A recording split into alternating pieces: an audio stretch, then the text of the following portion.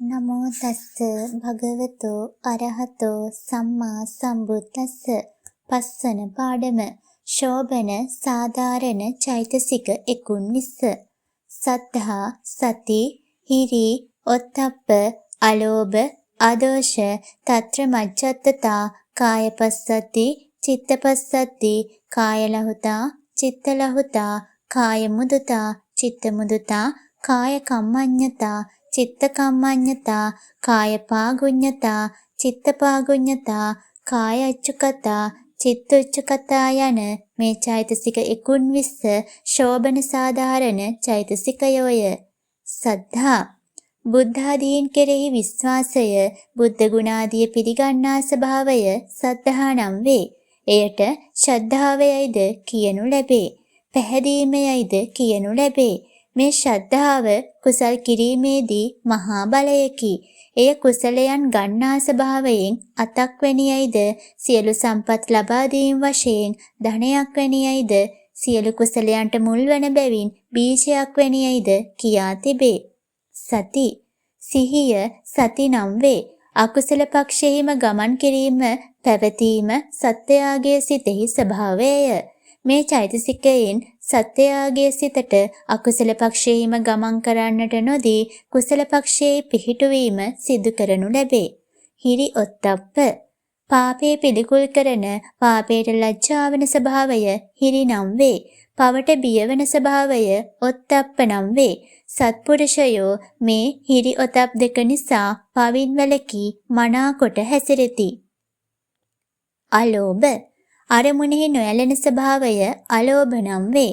අලෝභයෙන් යුක්ත වන සිත නෙළුම්පතෙහි දියමින් නොඇලී අරමුණෙහි පවතී. අලෝභය ලෝභයට විරුද්ධ ස්වභාවයකි. අදෝෂ අදෝෂ යනු මෛත්‍රියය. එය ද්වේෂයට විරුද්ධ ස්වභාවයය. తත්‍ර මච්ඡත්තතා එකට බැඳී උපදනා චිත්තචෛතසිකයන්ගේ වේගයන් අඩු වැඩි වන්නට නොදී සමෝපවත්තන ස්වභාවය తත්‍ර මච්ඡත්තතා නම් වේ. කාය පස්සද්දි චිත්ත පස්සද්දි කාය පස්සද්දි යන මෙහි කායය කියනුයේ චෛතසිකයන්ටය. චිත්ත පස්සද්දි යන මෙහි චිත්තයයි කියනුයේ ශෝභන චිත්තයටය. චෛතසිකයන්ගේ සංසුන් බව කාය පස්සද්දි නම් වේ. චිත්තයාගේ සංසුන් බව චිත්ත පස්සද්දි නම් වේ. මේ ධර්ම දෙක චිත්තචෛතසිකයන් නොසන්සුන් කරන ඖදත්‍ය ආදී ක්ලේශයන්ට විපක්ෂ ධර්ම දෙකකි. කාය ලහුතා චිත්ත ලහුතා චෛතසිකයන්ගේ සැහැල්ලු බව කාය ලහුතා නම් වේ. සිතෙහි සැහැල්ලු බව චිත්ත ලහුතා නම් වේ. මේ චෛතසික දෙක රෝගියෙකුගේ ශරීරයෙන් චිත්තචෛතසික බර බවට පැමිණවීමෙන් දුබල කරන තීන මිද්දාදීන්ට විරුද්ධ ධර්ම දෙකකි. කාය මුදතා චිත්ත මුදතා චෛතසිකයන්ගේ මොළොක් බව කාය මුදතා නම් වේ. සිතෙහි මොළොක් බව චිත්ත මුදතා නම් වේ. මේ චෛතසික දෙක චිත්තචෛතසිකයන් තද බවට දලදඬු බවට පත් කරන දෘෂ්ටිමනාදී ක්ලේශයන්ට විරුද්ධ ධර්ම දෙකකි. කාය කම්මඤ්ඤතා චිත්ත කම්මඤ්ඤතා චෛතසිකයන්ගේ කර්මඤ්ඤ භාවය කාය කම්මඤ්ඤතා නම් වේ. සිතෙහි කර්මඤ්ඤ භාවය චිත්ත කම්මඤ්ඤතා නම් වේ. කර්මඤ්ඤතාවය යනු ඕනෑම සියුම් කර්මාන්තයකට රත්රන් ඔරොත්තු දෙන්නාක් මෙන් කුසල ක්‍රියාවට ඔරොත්තු දෙන බවය. මේ චෛතසික දෙක චිත්තචෛතසිකයන් ක්‍රියාවට අයෝග්‍ය කරන ක්ලේශයන්ට ප්‍රතිපක්ෂය.